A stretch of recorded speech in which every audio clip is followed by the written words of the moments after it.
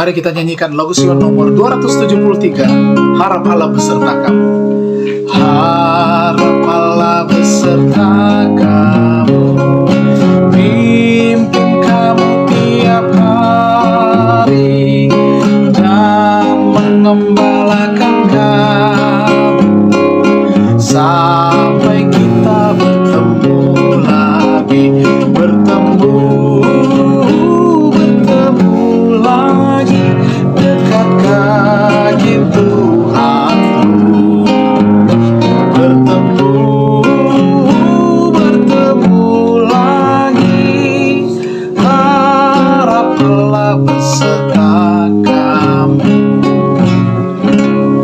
Mari berdoa. Bapa kami dalam kerajaan surga, kembali lagi pada malam ini, kami rindu untuk belajar lagi firman-Mu. Biar kiranya kuasa Roh Kudus akan memberikan pengertian kepada kami semua. Di dalam nama Tuhan Yesus kami persembahkan doa ini. Amin. Malam ini pelajaran firman Tuhan kita dalam renungan malam ini, hari Senin tanggal 5 Desember, berjudul Pengalaman-pengalaman mendekati kematian dalam pelajaran sekolah Sabat. Pengalaman-pengalaman mendekati kematian.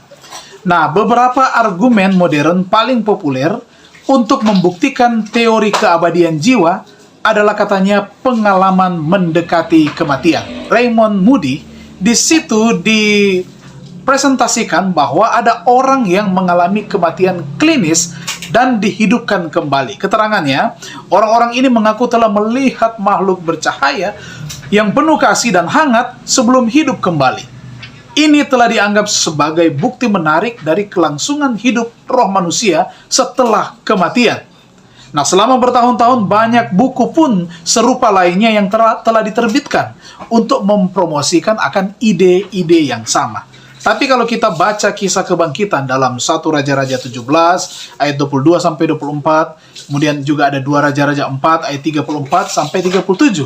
Markus 5 ayat 41 sampai 43, dan juga Lukas 7 ayat 14 sampai 17. Ada juga dalam Yohanes 11 ayat 40 sampai 44. Nah, semua pengalaman mendekati kematian yang dilaporkan dalam literatur modern adalah tentang orang-orang yang dianggap mati secara klinis, tetapi tidak benar-benar mati katanya.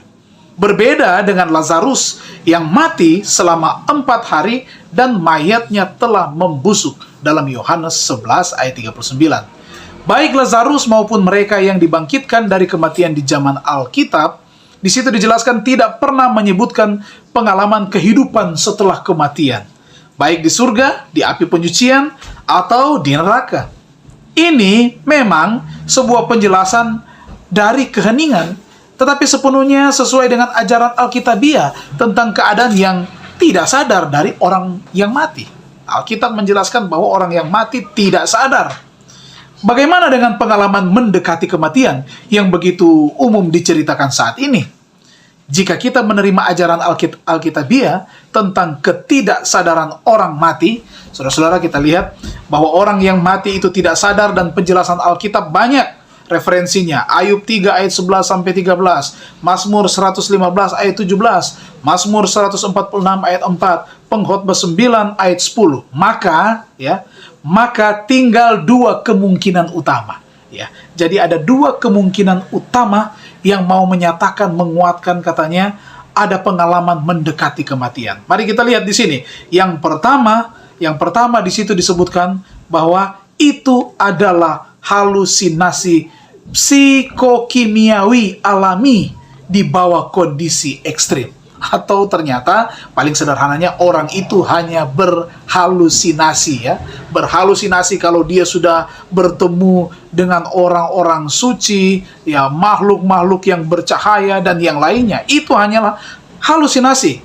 Atau bisa juga yang kedua, bahwa itu adalah pengalaman penipuan setan supranatural. Dalam 2 Korintus 11 ayat 14. Jadi yang pertama itu karena halusinasi saja, dan yang kedua itu ternyata adalah penipuan setan yang supernatural.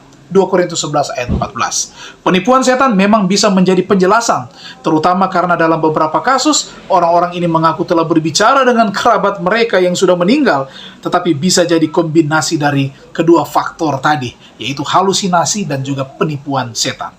Dengan penipuan yang merajalela dan begitu meyakinkan, bagi banyak orang, sangat penting bagi kita untuk berpegang teguh pada ajaran firman Tuhan, terlepas dari pengalaman apapun yang kita atau orang lain mungkin miliki yang bertentangan dengan apa yang diajarkan oleh Alkitab. Bahwa ternyata orang yang mati, dia tidak tahu apa-apa.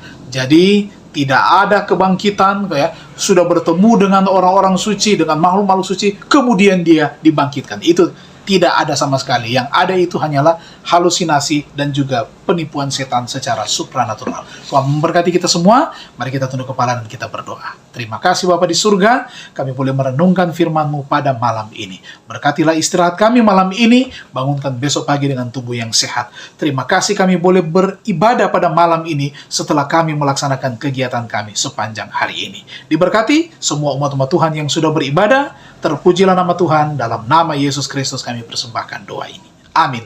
Selamat malam dan selamat beristirahat.